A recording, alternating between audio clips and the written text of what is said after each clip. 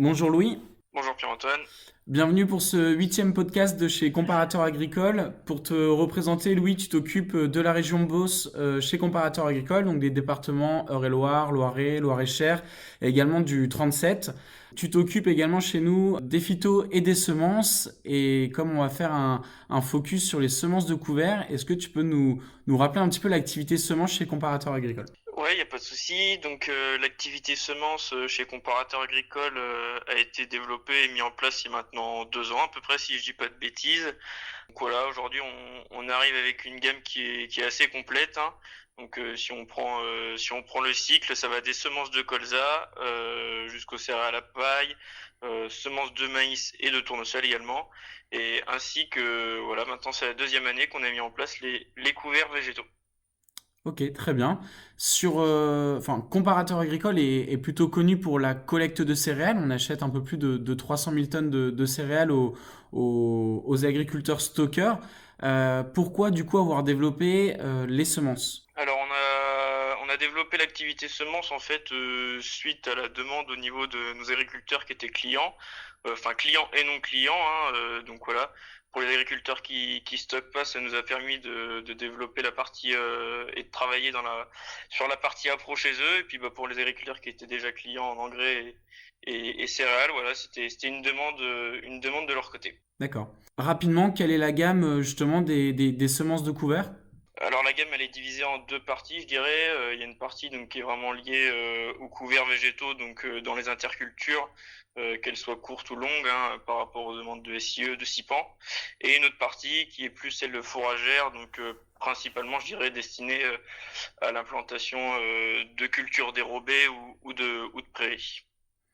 Et donc dans cette gamme-là, donc que tu coupes en deux, on va retrouver des produits phares. Pour toi, ça va être lesquels? Alors les produits phares vont être sensiblement les mêmes que l'année dernière, hein.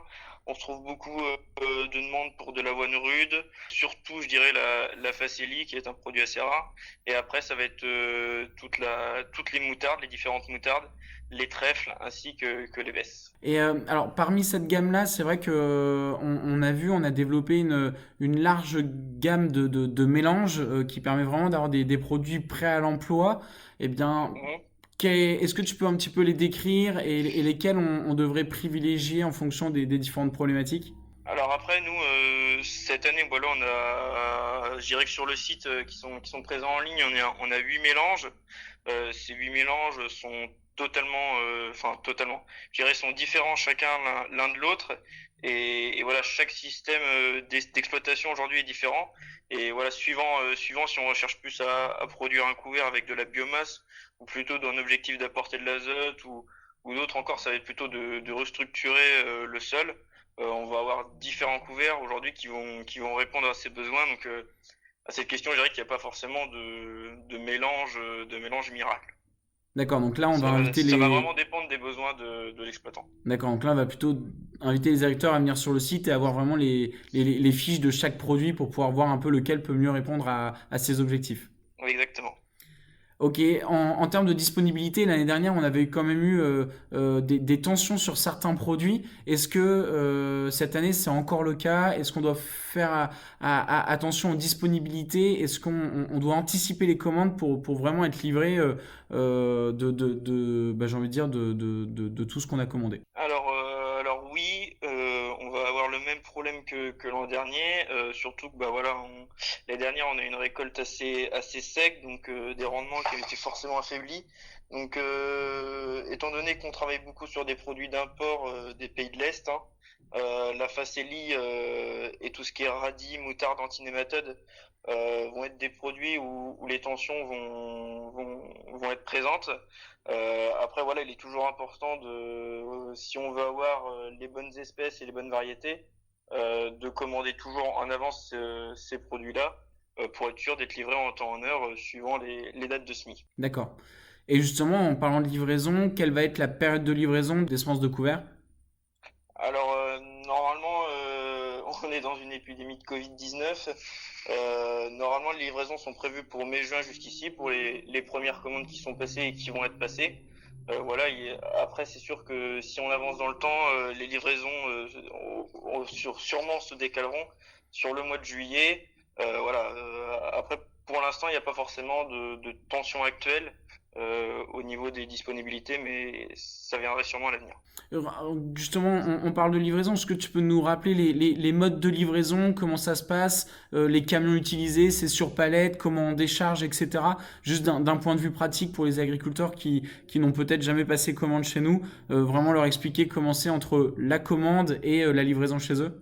Donc pour les livraisons, donc que les commandes soient passées en ligne ou en direct au téléphone via le responsable de secteur. Donc les commandes seront assurées via des palettes. Hein, donc le mode de déchargement, je dirais, assez classique.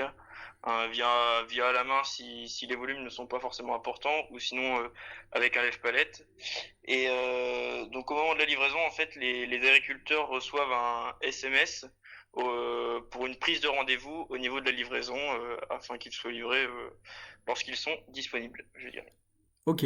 Et juste au niveau des conditionnements, les différents sacs que tu as, c'est en Alors tous majorité. les conditionnements sont mis en ligne, hein, ils sont assez variables, hein, ça va du sac de 10 kilos au sac de 25 kilos, mais voilà, tous les conditionnements sont en ligne sur le site. Ok, très bien Louis.